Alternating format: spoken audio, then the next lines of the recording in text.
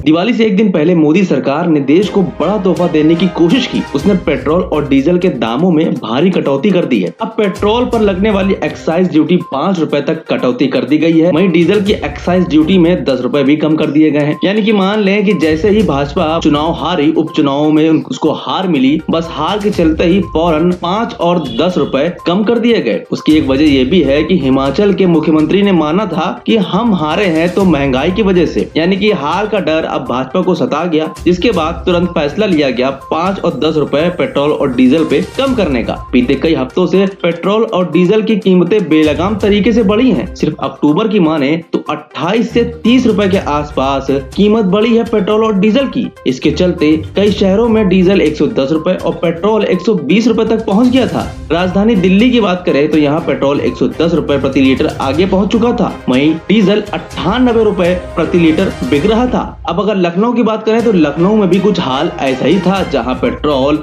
105 से 6 रुपए हो चुका था। मगर अब केंद्र सरकार ने 5 और 10 रुपए कम कर दिए हैं और 5 और 10 रुपए एक्साइज ड्यूटी कम होते ही अब एक नया खेला शुरू हो चुका है। अब ये बताया जा रहा है कि भाजपा शासित राज्यों में वैट भी कम कर दिया गया है, लेकिन इसका खेल समझ लीजिए। एक्साइज ड्यूटी कम होते ही आप समझ लीजिए कि वैट भी राज्य सरकारों का अपने आप घट जाता है। ये सारा खेल अब आपको इस तरह से परोसा जा रहा है कि जैसे लग रहा है कि भाजपा सरकार जहां जहां शासित है वहां वैट भी कम कर दिया गया है। जहां जहां भी भाजपा सरकार शासित है या पूरे देश में, जैसे ही केंद्र सरकार एक्साइज ड्यूटी कम करती है, वैसे ही सारा का सारा वैट भी कम हो जाता है उसी अनुपात में। पूरे देश में पेट्रोल पर अभी तक एक्साइज ड्यूटी 32 रुपए 90 पैसे थी, जो घटकर 27 रुपए 90 पैसे हो गई है। और वही डीजल पर सरकार एक्साइज ड्यूटी 31 रुपए 80 पैसे वसूल रही थी, जो 21 रुपए 80 पैसे हो गई है। वैसे अगर हम पिछली सरकार की माने तो यही, अगर हम 2013 से पहले की कीमतों पे सरकार की एक्साइज ड्यूटी की बात करें जो कांग्रेस में थी,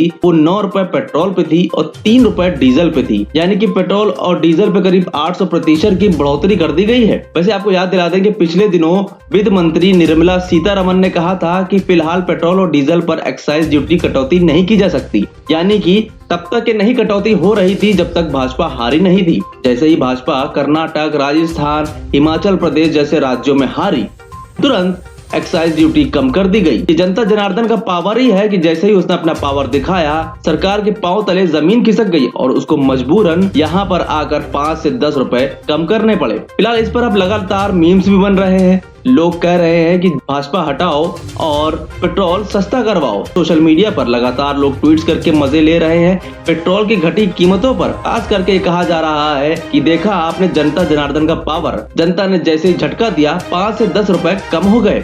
और लोग यहाँ तक कह रहे हैं कि भाजपा हटाओ, महंगाई घटाओ। लगातार ऐसे मीम शेयर हो रहे हैं। वैसे आपको फिर से बता दें कि जो वैट है वो भी घट गया है। यानी कि अब बात की जाए घटी हुई कीमतों की तो कम से कम पेट्रोल 10 रुपए से 12 रुपए घट जाएगा। यही कीमतें डीजल पर भी लागू होंगी, यानी कि उसी अनुपात में पेट्रोल और डीजल कम होगा जिस अनुपात में एक्साइज ड्यूटी केंद्र सरकार ने घटाई है। इसमें किसी भी राज्य सरकार का कोई हाथ नहीं है। जैसे आपको बता दें कि अशोक गहलोत ने ट्वीट करते हुए लिखा कि हम केंद्र सरकार से मांग करते हैं कि एक्साइज ड्यूटी और अधिक मात्रा में घटाई जाए। वैसे भले ही एक्साइज ड्यूटी घटने के बाद राज्य सरकारों को वैट में काफी नुकसान होता है, लेकिन फिर भी अशोक गहलोत का कहना है कि हम मांग कर रहे हैं कि आप और एक्साइज ड्यूटी घटाएं ताकि जनता को राहत दी जा सके। फिलहाल आपका क्या कहना है इस पूरी खबर पर, हमें कमेंट करके जरूर बताइए।